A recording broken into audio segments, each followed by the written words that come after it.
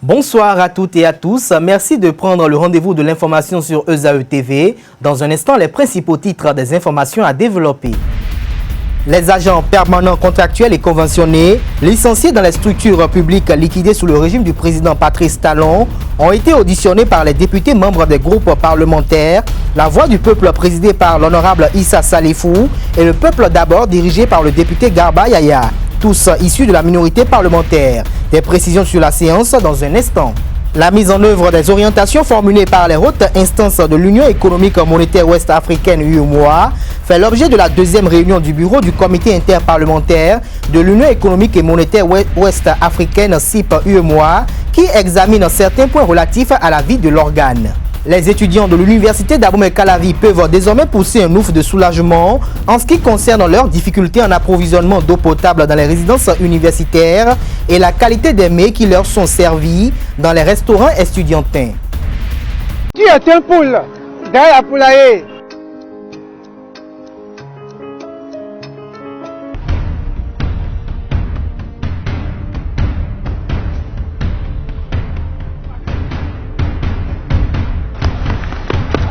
Dis-moi, pourquoi détruire ce que l'État construit à travers le forage? Détruire quoi? Petit ordu comme ça, hein? Tu vois ce que je dis? C'est vos déchets jetés dans les collecteurs qui empêchent l'écoulement des eaux et qui créent les inondations. Allez, allez.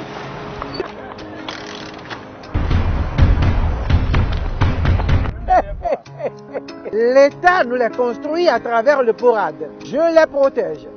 Qui les protège et ils nous servent. Ceci est un message du projet d'aménagement urbain et d'appui à la décentralisation PORAD du ministère en charge du cadre de vie et du développement durable avec l'appui financier de la Banque mondiale. À nouveau, bonsoir. Le bureau du comité interparlementaire de l'Union économique et monétaire ouest-africaine CIP-UEMOA tient sa deuxième réunion pour examiner certains points relatifs à la vie de l'organe et à la mise en œuvre des orientations formulées par les hautes instances de l'UEMOA. Une assise d'envergure internationale qui a débuté ce lundi 5 juin à Cotonou et prendra fin le 10 juin prochain. À l'ouverture des travaux, le président par intérim du CIP-UEMOA, le député Jérémy Ngouane, a fait savoir que cette rencontre se tient à une période où l'institution qu'est l'UEMOA a engagé un processus de rationalisation de ses organes dans un contexte de raréfaction des ressources et de recherche de performance. Il a ensuite rappelé l'une des recommandations de la session extraordinaire de la conférence des chefs d'État et de gouvernement de l'UEMOA pour la prise des mesures de réduction des dépenses à 20% du budget initial de l'exercice 2016. Au cours de cette réunion, les 15 membres du bureau du CIP-UEMOA passeront en revue les informations relatives à la situation sociopolitique dans les États membres de l'UEMOA. Il faut noter que les participants se réjouissent de l'accueil par le Parlement béninois à travers les députés béninois Janvier Yawedéou, vice-président du CIP-UEMOA, et Pascal Essou, et de la sollicitude constante des autorités béninoises à leur endroit. C'était une brève pour ouvrir cette édition. Actualité politique nationale à présent.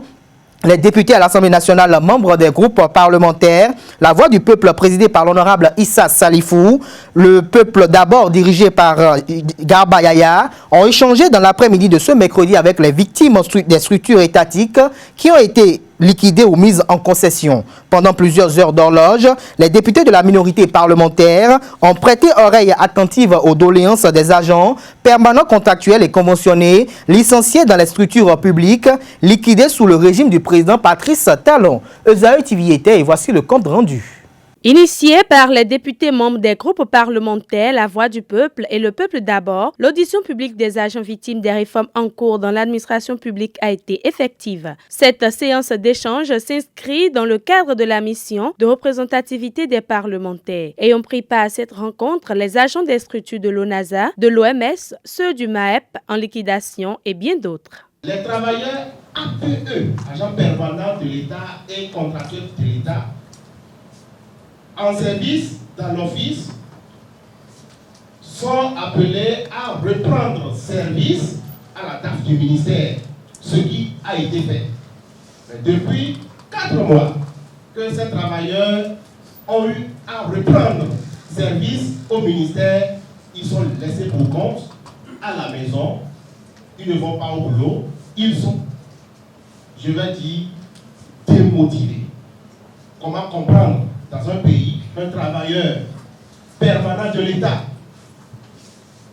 qui a pris service depuis 4 mois est laissé pour compte. Comme nous le savons tous, c'est sur décision du Conseil des ministres en date du 30 novembre 2016 que la dissolution de l'ONASA a été prononcée par le régime en place. Alors, à la suite donc de cette décision, il y a un liquidateur qui a été nommé et qui provient du cabinet fiduciaire d'Afrique. Alors, nous ignorons les tenants et les aboutissants qui ont permis d'aboutir aujourd'hui à une décision qui porte à fermer complètement l'ONASA. Mais force est de constater que après la décision de fermeture de l'ONASA, il y a une cellule qui a été créée, qui a même mission que l'ONASA. Et cette cellule est rattachée au secrétariat général du ministère de l'Agriculture, de l'Élevage et de la Pêche. Alors, après donc, que le cabinet chargé de la liquidation ait démarré les travaux, il faut dire que nous, au niveau des travailleurs, nous ne sommes pas du tout satisfaits. Recueillir les doléances des travailleurs afin de mieux les défendre auprès du gouvernement est le but visé par ces honorables députés qui ont répondu présents à cette rencontre. Mais nous sommes convaincus qu'il s'agit d'une mission républicaine, qui a de surcroît une mission constitutionnelle, parce que nous sommes des représentants du peuple. Nous avions des bribes d'informations, mais durant tous les passages, durant l'exercice, nous avons tous été abattus. Abattus simplement parce que vous êtes dans une situation plus critique et il vaudrait mieux n'avoir jamais trouvé du travail que d'en avoir et de perdre. Un drame social qui se joue dans notre pays. À un moment donné, voilà la question que je me pose. Je me demande si le Bénin n'a pas commis un crime que Dieu est en train de nous sanctionner. Parce que tout ce qui se passe au Bénin aujourd'hui dépasse l'entendement. On ne dirait même pas qu'ils ont des enfants à la maison. On ne dirait même pas qu'ils ont le sang qui circule dans leur veine. C'est grave. Dieu, il faut nous sauver. Précisons que les députés initiateurs de la dite séance sont ceux qui ont rejeté la recevabilité du projet de révision de la Constitution le 4 avril passé. Restons dans l'ambiance de cette séance d'audition. À l'issue des échanges avec les travailleurs des structures liquidées ou mises en concession par l'exécutif, quelques députés ont saisi l'occasion pour se prononcer sur les différents dysfonctionnements observés dans l'administration publique sous le régime du président Patrice Talon. On écoute respectivement Guy Mitokpe et Issa Salifou, tous deux députés à l'Assemblée nationale, au micro de nos reporters. C'est un peu difficile d'entendre tout ce que nous avons entendu. Vous savez, en France, qui est un pays sur lequel nous copions beaucoup, ce n'est pas parce que le président François Hollande n'aime pas le pouvoir. Mais il avait dit en début de mandat que s'il n'arrive pas à inverser la courbe du chômage, il va préférer la voie de la dignité. Et il n'a pas pu inverser la courbe du chômage. Il a décidé de ne pas se représenter. Les analystes politiques disent qu'aux États-Unis, lorsque le taux de chômage est au-delà de 8%, à part Barack Obama, aucun président n'a pu faire 2 mandats. Je cite ces quelques exemples pour vous dire que la question de l'emploi est une question essentielle pour toutes les nations. Je dis bien, c'est une question essentielle pour toutes les nations. Et aucune amitié ne doit être au-delà de l'intérêt supérieur. Si nous avons aidé un des nôtres à prendre le pouvoir et qu'à un moment donné, nous nous rendons compte que il considère beaucoup plus la relation entre lui et nous que la relation avec la République, nous prendrons le camp de la République. Ce ne sont pas des faits de l'esprit, ce ne sont pas des faits inventés, ce sont des faits que vous vivez. Mon cher ami Dean, lorsqu'il parlait avec beaucoup d'émotion des femmes qui sont décédées sur des lits d'hôpitaux, à l'accouchement, des foyers qui se sont disloqués parce qu'il y a des problèmes au sein des foyers, je crois que ce sont des problèmes qui doivent nous interpeller et qui nous interpellent. Le Bénin est malade. Moi, je dirais que j'ai fait un combat et aujourd'hui, je me rends compte qu'en réalité, j'ai perdu mon temps en faisant ce combat. Qui vous souvient ici qu'on a fait un combat pour mettre Adrien Boumedi au Parlement contre France Desmarais, contre beaucoup avec qui nous sommes aujourd'hui sur la même table. Malheureusement, je dirais, si les choses étaient respectées à ce niveau, on ne serait pas dans cette situation aujourd'hui. Je dis, nous sommes un peu responsables. Nous qui avions soutenu ce régime et nous qui avions aidé ce régime à s'installer. Moi, c'est ce que je me suis dit parce que je ne pense pas qu'on a voulu aider ce régime à être en place pour faire tout ce mal. Je ne pense pas. Mais tout de suite, donc il y a deux propositions, ou bien il y a deux formules. Il y a une formule de négociation. Là, les députés que nous sommes, nous allons peser de notre poids pour négocier avec l'exécutif. Ou bien il y a la formule de passer à l'offensive. De la situation politique, passons aux sensibilisations au milieu scolaire. Les jeunes filles du collège d'enseignement général d'Akasato ont eu droit hier après-midi à une séance de sensibilisation effectuée par l'Association des sages-femmes du Bénin. Une campagne de sensibilisation qui s'inscrit dans la dynamique de prévenir ces jeunes filles collégiennes sur les risques qu'elles courent au sujet des grossesses précoces. Dans l'extrait qui va suivre, je vous invite à découvrir la substance de cette séance.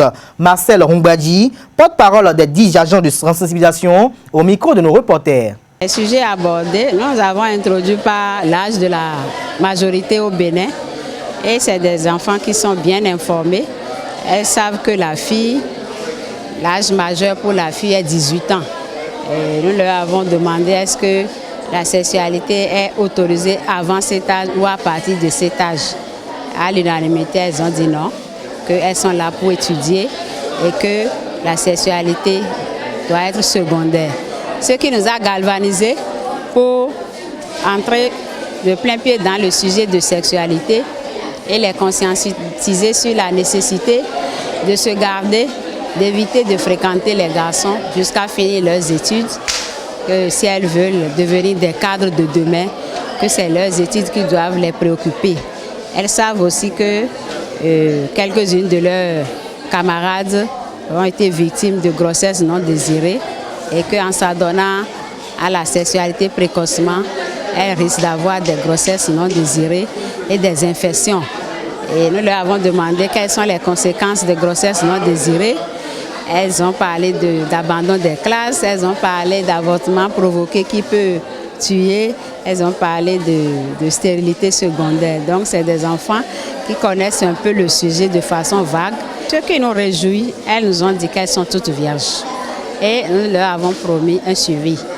Et le suivi va se faire à travers une organisation très prochainement de concours Miss Virginité dans l'établissement. Nous allons procéder à un recensement de celles qui sont venues ici. Et l'année prochaine, à l'occasion de cette initiative, nous allons voir celles qui ont tenu leurs promesses et celles qui seront effectivement vierges nous allons leur octroyer des primes. Restons dans le système éducatif et cette fois-ci dans le milieu universitaire pour mettre un terme à cette édition. Les étudiants de l'université d'Abomey-Calavi vivant dans les résidences universitaires ont du mal à s'approvisionner en eau potable et ceci pour leurs divers besoins vitaux. Une difficulté qui est conjurée désormais au passé après le passage de la directrice générale du Centre des œuvres universitaires et sociales d'Abomey-Calavi lors de son inspection des lieux afin de vivre les réalités quotidiennes des étudiants. On écoute Ghislaine Claude Faboun pour plus de précisions. Ce problème doit être en cours de résolution parce que nous avons déjà pris un bâtiment témoin pour faire partir l'eau des forages jusque dans les robinets.